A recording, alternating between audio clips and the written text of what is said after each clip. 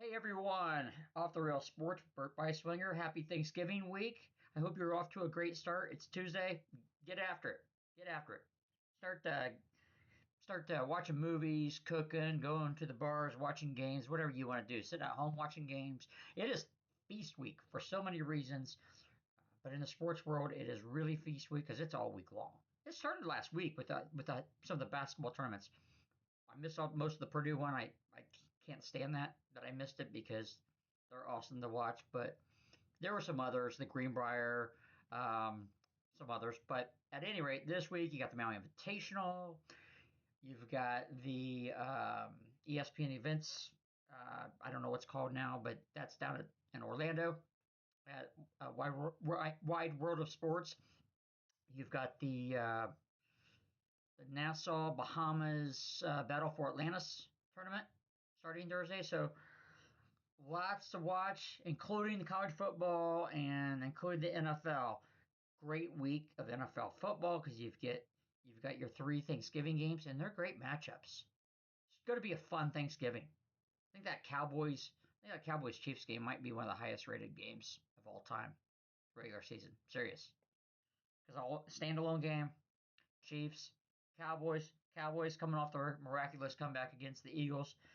Kansas City coming off their comeback win against the Colts. So both teams still playing for something. And yeah, I think that's going to be a fantastic game. But speaking of the Colts, coming off a loss at Kansas City, when you look at the season, on paper, you wouldn't really be critical of a loss at Kansas City. I mean, if you say, hey, the Colts are going to only have 5 or 6 losses, that's one you would point to. At 8-3, that's the one I would point to. So there is that. Now, what stinks is they were up 20-9. You had a chance to put that game away, and you needed to put that game away. Despite the fact that Kansas City, by the way, it looks like the Colts blew the game, if you will, but not really. I mean, Kansas City, they dominated up and down the field. 500 yards of offense to 250 for the Colts, 42 and some minutes time of possession for KC, 25 for the Colts. So those stats don't lie. Those stats don't lie. And Jonathan Taylor only 16 carries, one carry in the fourth quarter.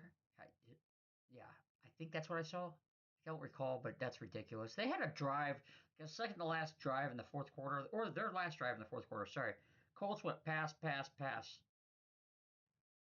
I mean, you can't run Taylor to try to get a 2nd and 5 or a 3rd and 5.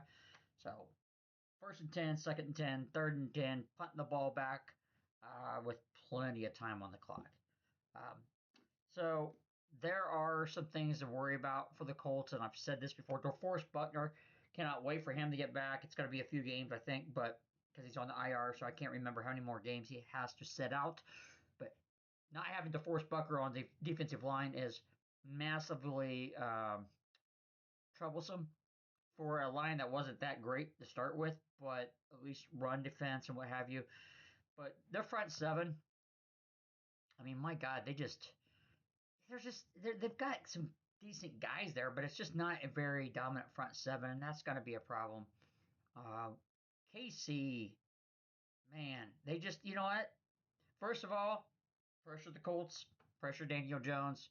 I said 2 games ago that the Pittsburgh figures something out that the rest of the league's going to copy, and I think this pressure is going to continue. Although Jones, the sacks weren't there, he stayed upright, so that's good. We're much better on the offensive line, pass protection wise, but nonetheless, I think it's still going to be a little bit of a concern unless I see some improvement soon because they've been playing better defenses, and they're going to continue to play better defenses. They play Houston twice, so they play Seattle. So no, it's going to be a problem now defensively, beyond the front seven, I mean, Clyde Edwards Olaire had 120 yards rushing, and then they had what, 350 passing. So, I mean, it's Mahomes, I get it, but that's a tough combination to win on. And they just basically said, okay, Colts, you've got these all pro corners, and we're just going to crisscross the field relentlessly, crossing pattern after crossing pattern. My gosh, and they were playing to the Colts' weakness of the middle, the linebacker core. So, um, yeah, it's a bummer. It's a bummer that the Colts couldn't win this game, and now they'd be in first in the AFC. And also, I feel like they did a little bit of a disservice to the rest of the NFL. I think the rest of the NFL would have loved to see KC win and just kind of put them even further on the back burner. That didn't happen. So now the Colts come home. All right, I don't want to get into the whole overreaction must win thing just yet, but if Colts lose this one, that's 3 out of 4. That's a home division loss. And I know Houston's at 6-5 now. They're coming off a win against the Buffalo Bills. And Houston's had some tough, close losses. So offensively, they're challenged, but their defense is spectacular. I think they're going to give Colts lots of problems. I think it's going to be a low-scoring game. I think it's going to be a close game. So this is huge. Because if the Colts lose this game, I mean, Jacksonville's right there. Jacksonville's right there, a game back now. The Texans are 2 back. So this is every game. Every game matters, but this one really matters. So I'm looking forward to it. I hope they can pull it out, but we'll see. All right. Thanksgiving Day, nice slate. Yeah, Lions, Pack, Dallas, and the um, Chiefs, I mentioned. So that's going to be, I think it's going to be a all eyes on deck, if you will, game as far as TV ratings. It's going to be massive. It's going to be a massive number. So we'll see what happens there. Looking forward to that. College football, IU has got mighty Purdue. Don't uh, don't see any magic there. 35-point spread, I think, is what I saw. That's pretty high. Maybe 32.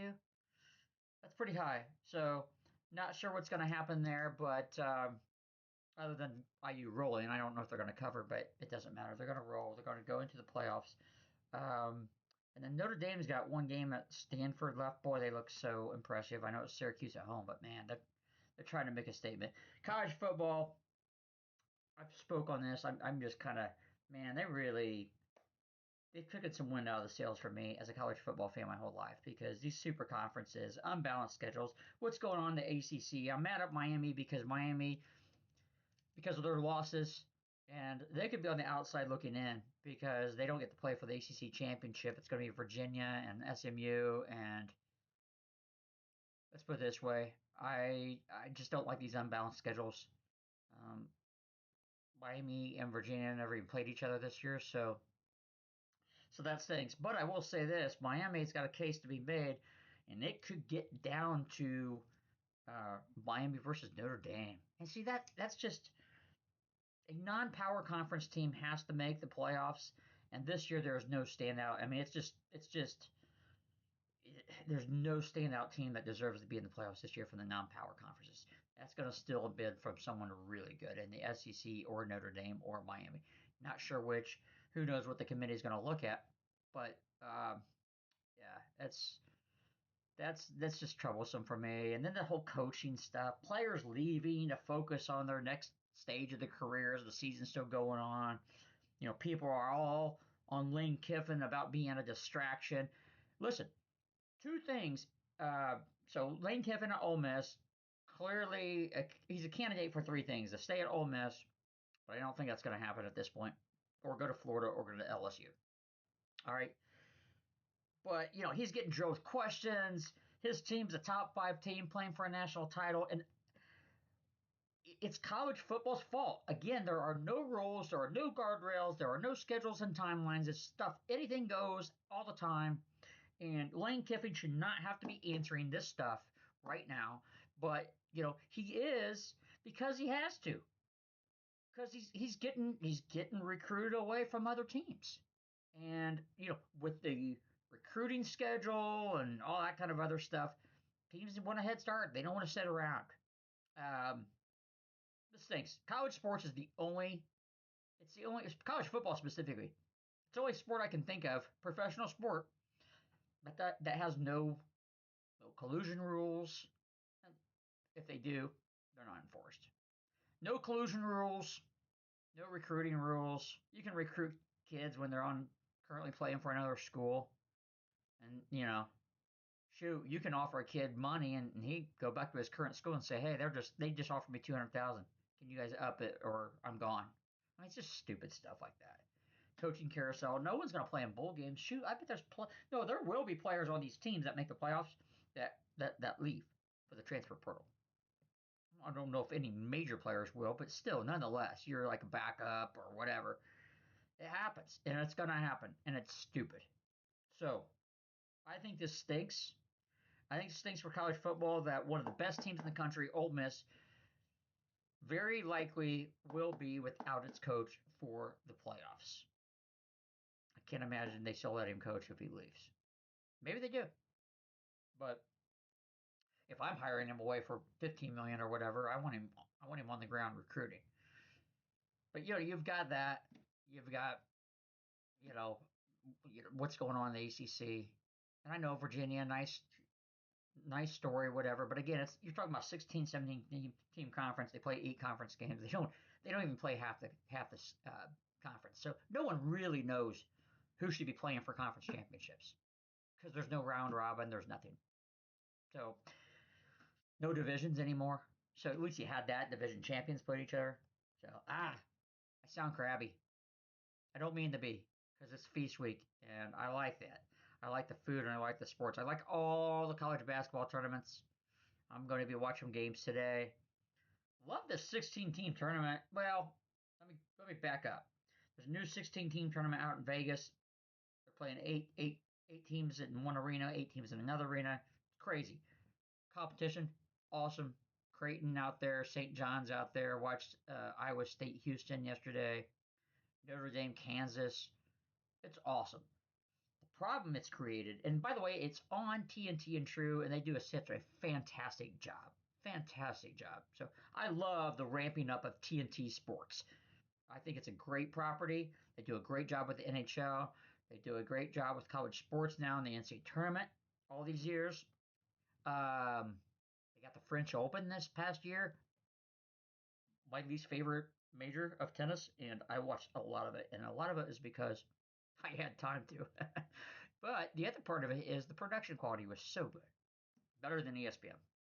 So, anywho, um, so I like the stuff on TNT, but it has diluted a lot of the traditional holiday tournaments. So, um, the the depth of talent and fields at places like the Maui Invitational, the Battle for Atlantis down in the Bahamas, it's the Charleston Classic I just finished watching.